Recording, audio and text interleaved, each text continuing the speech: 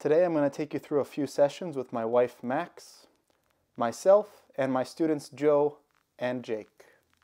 These sessions were taken before, during, and after a long weekend workshop. Before long days of teaching and training, I find it very important to get proper R&R, that is, rings and rails. We start walking forward on the rail, backward on the rail, and work different ways to mount and transition in a very basic manner. Once this is built and warmed up, we start to get into a little bit of a task of trying to stay on the rail as long as possible while exploring these forward and backward walking transitions and also going outside of them, trying to stay on the rail but also trying to challenge ourselves, and if we fall off, we come right back on.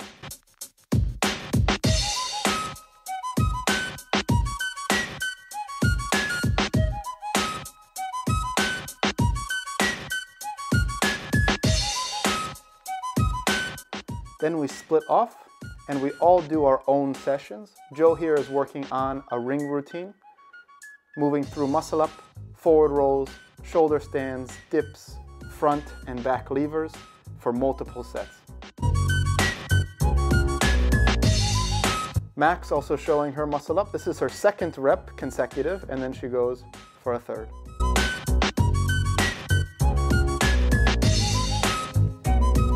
And if we haven't scared everyone away at the park, we make sure to do so with our end of practice session.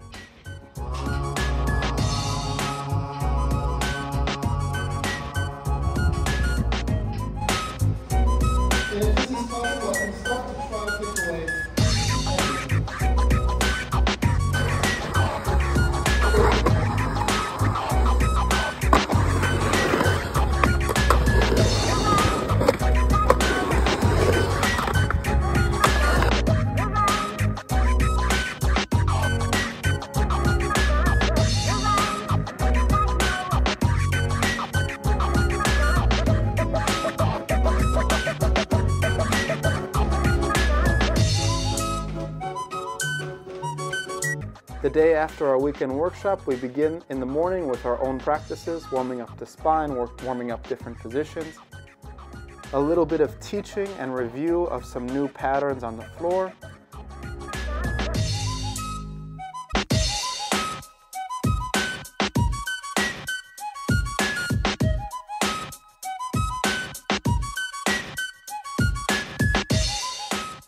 and we begin with our main work, one on the ring, one on the floor.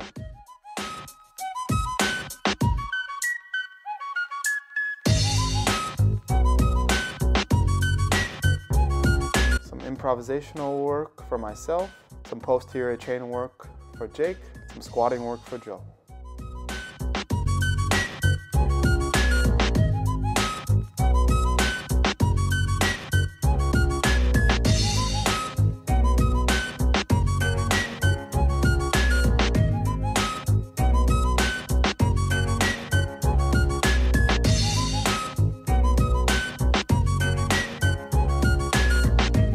Finish this morning session with some improvisation on the rail. This time, instead of focusing on balancing on top of the rail, we work on mounting and vaulting the rail in different ways. We isolated many of the mounts and vaults beforehand, and then after this was understood, then we put it into more of an improvisational way where we can try to transition between different pieces, use all of the mounts and vaults, but also go outside of them, working on top of the rail at times, but focusing on moving over, under, transitioning, and finding creativity within this task. Caging ourselves in the right way to find freedom here and always continuing to develop.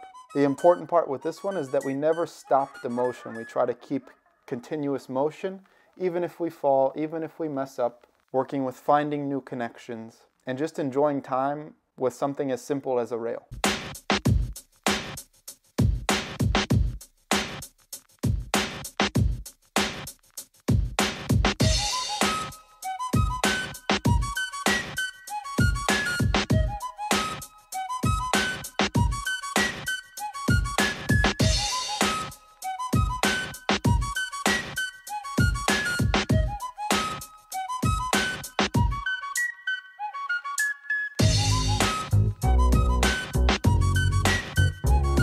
And since you stayed until the end, here's the secret to all of the sauce.